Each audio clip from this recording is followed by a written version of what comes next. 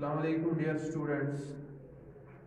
जैसे कि हमने आपसे पहले ही बताया था कि हम आपको एक सीरीज ऑफ लेक्चर्स प्रोवाइड करेंगे और this will be the second lecture on control and coordination. तो कल क्या हमने पढ़ा था, कंट्रोल क्या होता है और कोऑर्डिनेशन क्या होती है। देखिए, कंट्रोल हमने बताया था कि आपकी बॉडी जो है एक कॉम्प्लेक्स सिस्टम्स होते हैं, इसमें बहुत सारे सिस्टम्स होते हैं जिनको कंट्रोल करने के लिए हमारी बॉडी यानी कि ह्यूमंस की बॉडी में दो सिस्टम्स और होते हैं। One is the nervous system and another one is the hormonal system, जिसको हम बोलते हैं एंडोक्राइन सिस्टम।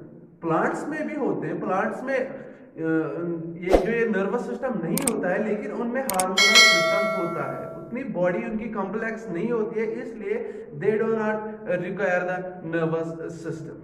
तो आज हम इसमें देखेंगे हम पहले व्हाट इज स्टिमुलस। स्टिमुलस क्या होता है, तो let's start.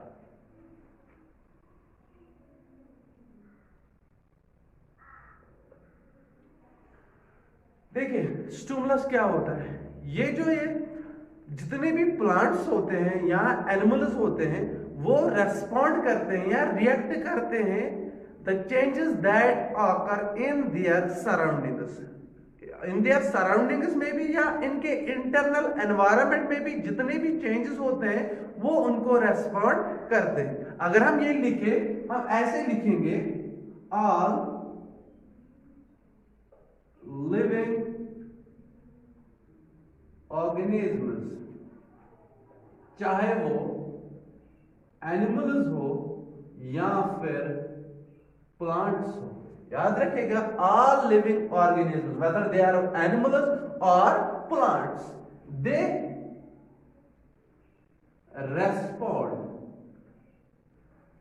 respond to the changes that occur in their environment।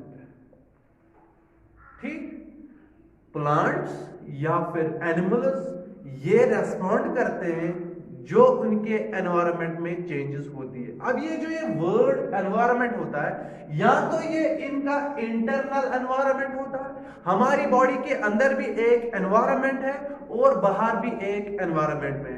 अगर इस एनवायरनमेंट में चाहे वो इंटरनल एनवायरनमेंट हो या फिर उनका एक्सटर्नल एनवायरनमेंट हो, उसमें चेंजेस आती है, तो क्या करते हैं ये प्लांट्स और एनिमल्स उनको रेस्पॉन्ड करते हैं।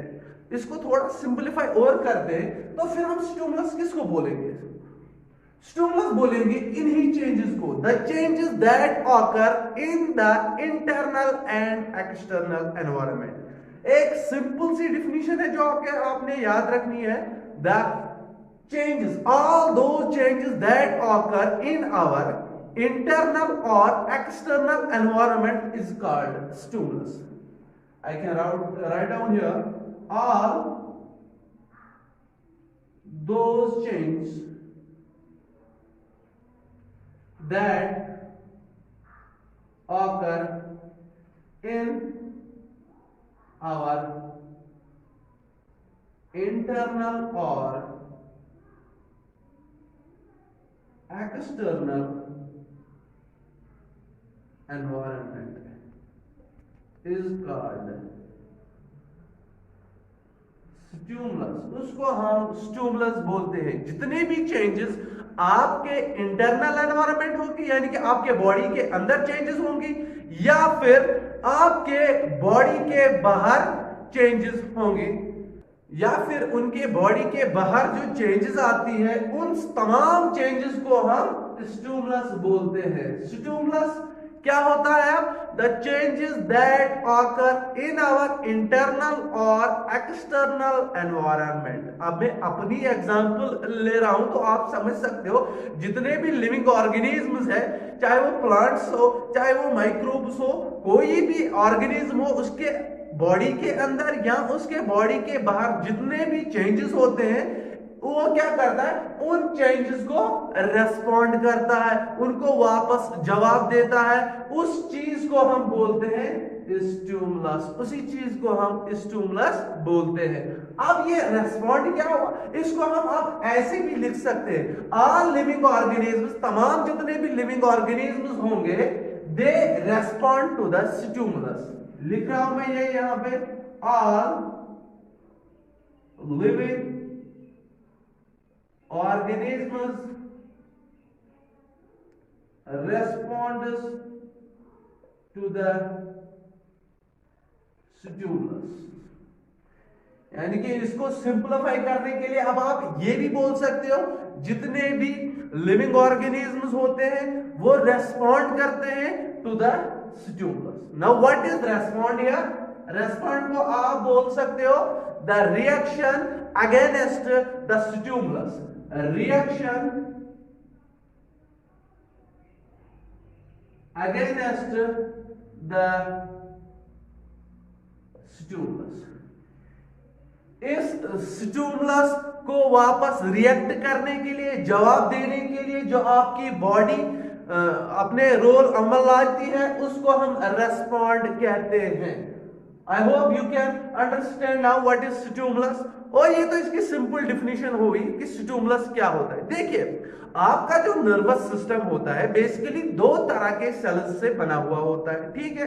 उसको हम बोलते हैं, जो कि हम इसमें आगे डिस्कस करेंगे, एक तो होता है नर्व सेल्स एंड न्यूरोग्लिया,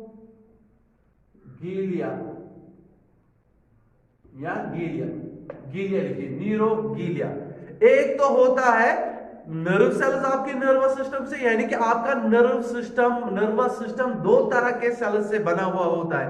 एक तो हो गया नर्व सेल्स यानी कि न्यूरॉन जिनको बोलते हैं, और दूसरा हो गया न्यूरोग्लिया या simply glial cells, glial cells. Nerve cells या फिर न्यूरॉन्स क्या काम करते हैं? They possess a special capacity जिसको हम बोलते हैं electrical excitability. The nerve cells, आप लिख सकते हो the nerve cells possess electrical excitability. मतलब इलेक्ट्रिकल एक्साइटेबिलिटी का मतलब क्या होता है? The ability to respond to a stimulus, the ability to respond to a stimulus and to change this stimulus into electrical potential। ठीक, आपकी नर्व सेल जो है उसमें आपको पता है लॉन्गेस्ट सेल्स आपकी बॉडी में है, क्योंकि ये shape of the cell determines its function, जो कि आपने पिछले क्लास में पढ़ा होगा। ये नर्व सेल होती है, एक खास तरह की सेल आपकी बॉडी में होती है जो कि क्या काम करती है? ये स्टिमुलस को रेस्पॉन्ड करती है। They have the ability to respond to the stimulus. जैसे कि इसने कोई चेंज डिटेक्ट की जो कि आपके रिसेप्टर्स करते हैं, फिर ये इसी स्टिमुलस को क्या करते हैं? It converts it into the electrical potential.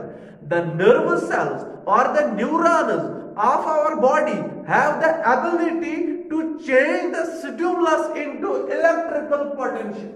याद रखिएगा बेटा, इसमें ये इंपॉर्टेंट पॉइंट है, ठीक है। ये नर्व सेल्स होती है, इनमें एक खास तरह की एबिलिटी होती है, ये चेंज करती है स्टिमुलस को इनटू द इलेक्ट्रिकल पोटेंशियल। जैसे कि हम कंप्यूटर में फीड करते हैं कोई डेटा, वो तो हमारी लैंग्वेज नहीं जानता ना, वो तो अपनी लैंग्वेज में उसे फिर ट्रांसलेट करता है। इसी तरह ये नर्व सेल्स होती है, ये तो बाहर जितने भी स्टिमुलस होते हैं या चेंजेस होते हैं, इनको वो अपने लैंग्वेज में ट्रांसफर करते हैं और उसी लैंग्वेज को हम बोलते हैं इलेक्ट्रिकल पोटेंशियल। अब हम एक डेफिनेशन देंगे स्टिमुलस को, जो कि बेस्ट डेफिनेशन है, आप याद रखिएगा। स्टिमुलस को हम ऐसे भी बोल सकते हैं, stimulus is a change that should be strong enough, that should be strong enough to initiate electrical potential। Electrical potential को मैं अभी आगे डिस्कस करूंगा। तो आप स्टिमुलस को आप कैसे डिफाइन करोगे? इट इज अ चेंज, ये एक चेंज होती है आपके एनवायरनमेंट में, आपके इंटरनल एनवायरनमेंट में या आपके एक्सटर्नल एनवायरनमेंट में, जो कि स्ट्रॉन्ग एनफ होनी चाहिए जिससे आपकी बॉडी में इलेक्ट्रिकल पोटेंशियल पैदा हो, उससे हम बोलेंगे स्टिमुलस।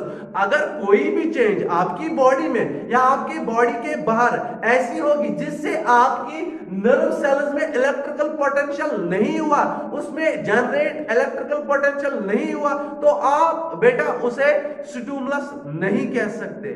स्टिमुलस को आपने कैसे याद रखना है? स्टिमुलस वो चेंज होती है जो कि स्ट्रॉन्ग होनी चाहिए इतनी कि वो जनरेट कर सके इलेक्ट्रिकल पोटेंशियल। आपकी बॉडी या आपकी स्पेसिफिकली में अगर बोलो आपकी नर्व्स में वो इलेक्ट्रिकल पोटेंशियल जनरेट करनी चाहिए, उसको हम बोलेंगे स्टिमुलस। अब ये वर्ड है इलेक्ट्रिकल पोटेंशियल, इसका मतलब क्या हुआ? इलेक्ट्रिकल पोटेंशियल का मतलब क्या हुआ? देखिए, जो ये वर्ड है electrical potential, it means nerve impulse, nerve impulse और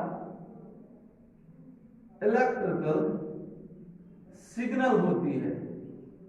जैसे आपके घर में इलेक्ट्रिक वायर्स होते हैं जिसमें ये इलेक्ट्रिक करंट फ्लो करता है, उसी तरह आपकी बॉडी में जो नर्व सेल्स होती हैं, इनमें ये इंफॉर्मेशन कैरी करती है, ट्रेवल करती है, प्रोपेगेट करती है in the form of electrical signal, जो कि आपके बॉडी को स्टिमुलस मिलता है, आपकी नर्व सेल्स उस स्टिमुलस को फिर चेंज करती है इनटू इलेक्ट्रिकल सिग्नल। एक इलेक्ट्रिकल वायर या एक इलेक्ट्रिकल वायर की तरह काम करता है आपके न्यूरॉन्स, ये सिग्नल उसको आगे भेजती है in the form of electrical signal. आप उसे एक स्पेसिफिक नाम देते हैं, वो है इलेक्ट्रिकल पोटेंशियल, या हम इसे बोलते हैं एक्शन पोटेंशियल। तो ये एक्शन पोटेंशियल आपने याद रखना है, इसका जो स्पेसिफिक नेम है इस सिग्नल का वो है एक्शन पोटेंशियल। बाकी सब भी है, नर्व इंपल्स या सिंपली इंपल्स भी बोल सकते हो, लेकिन एक जो स्पेसिफिक नाम इसको दिया गया है वो है एक्शन पोटेंशियल। ठीक है बेटा, आपने क्या याद रखना है? स्टिमुलस क्या होगा? आप any change in your internal environment और in the external environment that is strong enough to initiate to create the action potential.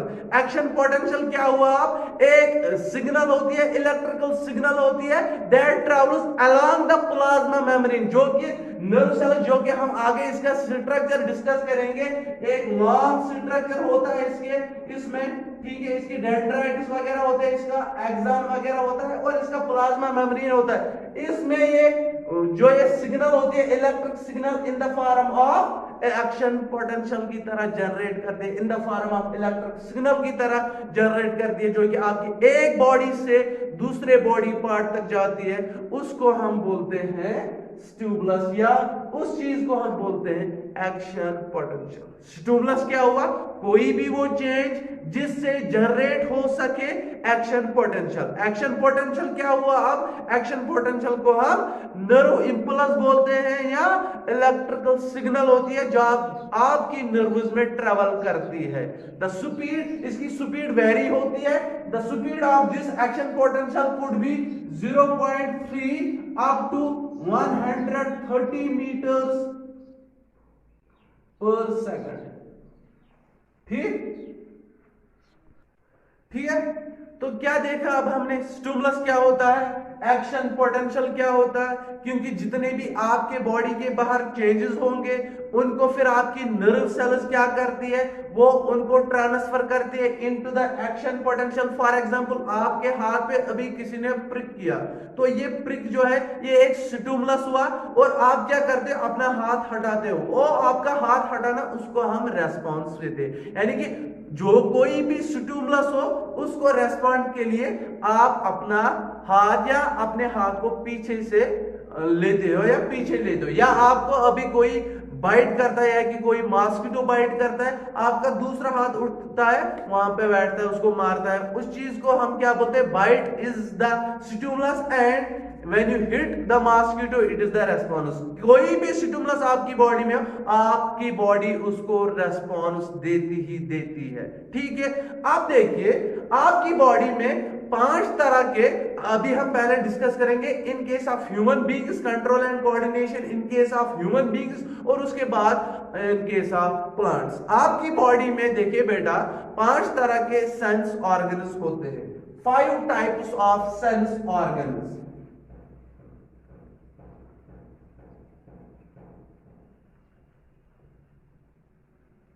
जैसे कि आपकी आईज हुई, दूसरा आपके ईयर्स हुए, तीसरा आपकी नोज, टंग, आपका स्किन एंड योर स्किन।